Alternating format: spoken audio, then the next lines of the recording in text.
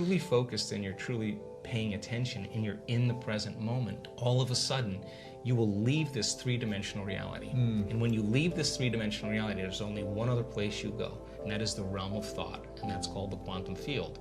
And that quantum field is where all possibilities exist.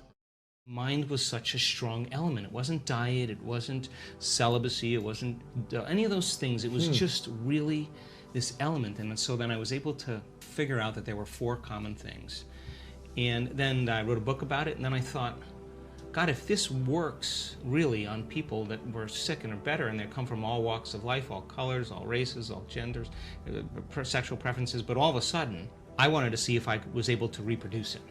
So then I started seeing, okay, let's see if we can teach this. The first one was that they all believed and accepted that there was an intelligence that lived within them that was giving them life. There was some invisible life force that they were connected to, that they felt like they had lost their connection to, they became separate and disconnected from.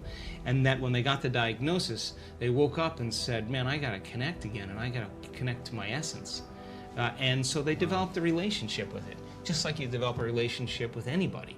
It takes time, you gotta be present, you gotta connect, you gotta experience, you gotta be present. All of these things are important elements. So the second thing was that they realized that it was the mismanagement of their emotions and the hormones of stress that really began to create their condition. Now, stress is when your brain and body are knocked out of balance. Stress is when your body's knocked out of homeostasis. We have an innate mechanism in our body that returns us back to order.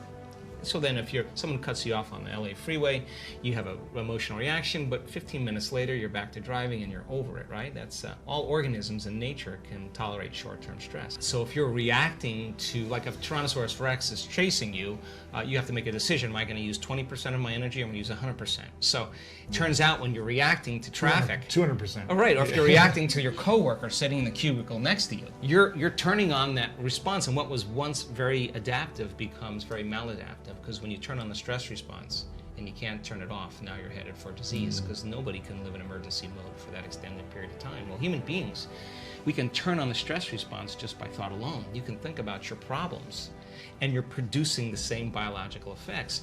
So those chemicals give the brain and body a rush of energy, and people become addicted to that rush of energy. So now they use the problems and conditions in their life to reaffirm their addiction to that emotion. They need the bad job. They need the poor relationship. So that means they become addicted to the life that they don't even like. If you get angry at a coworker and all of a sudden you get an arousal in your brain and body, right? You get a rush of energy. When you start noticing that your body starts dropping, your brain starts noticing your energy starts dropping, you're automatically going to have the image of the coworker in order to what? Give your body the next jolt, right? So all of a sudden people become addicted to their own thoughts, right? So these people realize that, oh my God, I've been mismanaging my attention and energy, and I gotta get beyond my past. I got to get beyond these emotions. I got to make some big changes. I got to break the habit of being myself. You know, I got to stop being this person. Now, that sounds really good theoretically and philosophically, but change is such a hard thing, right? Because the moment you come back to your senses and you step back into your life and you see that person, or you go to that place, or you're with that experience, so many people are unconsciously reacting in their thoughts and feelings to everything in their environment. So now their environment is controlling how they think and feel. So they realize that in order to change, they got to be greater than their environment, greater than the conditions in the world. Because the moment you start reacting emotionally, emotions are a record of the past. And if those emotions are driving your thoughts, you're thinking in the past. And if you can't think greater than how you feel, and you believe your thoughts have something to do with your destiny, you're creating more of your past, right? So it turns out that the repetition of thinking and feeling and feeling and thinking, these loops that people get caught in, condition their body to subconsciously become the mind of that emotion, which means now their body, as their unconscious mind, is believing they're living in the same past experience 24 hours a day, 7 days a week, 365 days a year. What's the relevance behind that? Well, the latest research on genes says genes don't create disease. It's the environment that signals the gene that creates disease. But if you're reacting emotionally to your environment the same way, you're signaling the same gene in the same way, and now you're headed for a genetic destiny. The hormones of stress push the genetic buttons that create disease. If you can turn on the stress response just by thought alone, your thoughts could make you sick. And if your thoughts could make you sick, is it possible that your thoughts could make you well? So they began to realize that, oh my God, the repetition of thinking and feeling and feeling and thinking caused me to feel guilt, and I don't even know it's guilt, it just feels like me. It's just, I'm used to the same chemical continuity. Now, the moment they decided to change, anytime you decide to change and change anything about yourself, get ready, because it's going to feel uncomfortable. You're going to leave the known. Yeah. You're going to leave the familiar and you're going to step into the unknown. Because some people are super happy being unhappy. So then they would rather cling to their suffering than take a chance in possibility. So these people said, I really have nothing to lose, right? So then they said, I'm willing to be uncomfortable and be in the unknown. And it turns out that's the perfect place to create from. So when the body is conditioned to become the mind, then to change is to be greater than the body. Right? So the third thing they said was, okay, so now that I know that I got to break the habit of being myself and I can't mismanage my thoughts and feelings, I got to change how I act, I got to watch how I speak, I got to become conscious of how unconscious I am, because 95% of who we are by the time we're 35 years old is a set of memorized behaviors, like a computer program, emotional reactions, unconscious beliefs and perceptions. So the first step to change is to become conscious of how you think, to notice how you act, to pay attention to how you feel. And the act of observing those states of mind and body separates you from that program. Now you're the consciousness observing that program. It turns out the more conscious you become of how unconscious you are, lighting a match in a dark place, that first step creates enormous amounts of chaos in the brain and body. And it's disturbing, so people just go back to the same addiction, the same emotion, the same problem. Just feels better. No, that feels familiar. So they said, okay, now I got to change. I got to reinvent myself. Now this is really important, because they started sitting down and thinking, okay, who in history do I admire? Who are great people, role models that I could follow? What are the qualities and characteristics that they have? How am I going to change? These are what we call frontal lobe questions. The creative center of the brain switches on and the emotional center settles down. So then they started thinking, how would I have to be in a new life if I was really going to heal? What would I have to change about myself? Now, there's this interesting phenomenon that if you close your eyes and you begin to think about doing something, if you're a background in football and you are running a pattern or you are doing something, you would rehearse it in your mind. Yeah. Turns out that the act of mentally rehearsing something, when you're truly present, your brain does not know the difference between what's going on out there and what's going on in here. In fact, your brain will begin to look like you've been doing it for the last 5 days and you've never run the course. So now your brain is no longer a record of the past, because typically it is. Now it's a map to the future. So now you're priming your brain. So that became the very platform.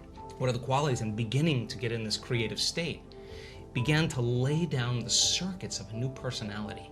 And a new personality is connected to a new personal reality. So the next question is, does that change the body? Take a group of men, have them do one-handed curls in their mind, and bring an emotional component like stronger, harder, more intense, 1 hour a day for 2 weeks. At the end of 2 weeks, 13.5 increase in muscle strength. Wow. Never lifted a weight. Now their body is changing by thought alone. So these people began to reprogram their brain and body. And all of a sudden, they began to act differently.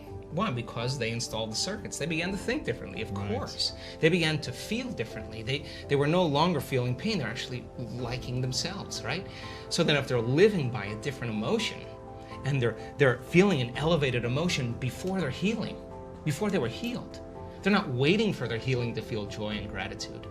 They're feeling gratitude and joy. Now their body's believing that it's healed because the body's feeling the emotion ahead of the experience. And if the environment signals the gene and the end product of an experience in the environment is emotion, you're signaling the gene ahead of the environment. And what do genes do? Genes make proteins. And what are proteins responsible? The structure and function of the body. Now you're literally becoming somebody else. And now you're turning down the genes for disease and you're turning up these other genes. So now the last thing they had in common, the fourth thing, is that when they were doing that rehearsal process, they had long moments where they lost track of time and space. In other words, they were so involved in their inner world of imaging that when they turn the light on in the room or they lift their blindfold up or whatever they were doing, they thought it was 20 minutes later, and it was an hour and 20 minutes later. And when you're truly focused and you're truly paying attention and you're in the present moment, all of a sudden, you will leave this three-dimensional reality. And when you leave this three-dimensional reality, there's only one other place you go, and that is the realm of thought, and that's called the quantum field. And that quantum field is where all possibilities exist, right? So they were connecting to a field of information that had everything to do with the first principle, which is that invisible intelligence that's both within us and all around us, personal and universal. It is the unifying field that governs everything material in this world. And if you're going to change something material, that means you got to get beyond your body to heal your body. Because if you're your body trying to heal your body, there's one thing that we can guarantee: it's going to take time. It's going to just take a long time because you're playing by the rules of Newtonian physics. You play by the rules of quantum physics. Energy dictates matter. So when you're truly in the field and you're making changes there, then the downward cascade, neurologically, biologically, chemically, hormonally, genetically, is the side effect of what's happening in the field. It accelerates it, exactly. So you do it in less time because you're more connected to a realm that doesn't play by time.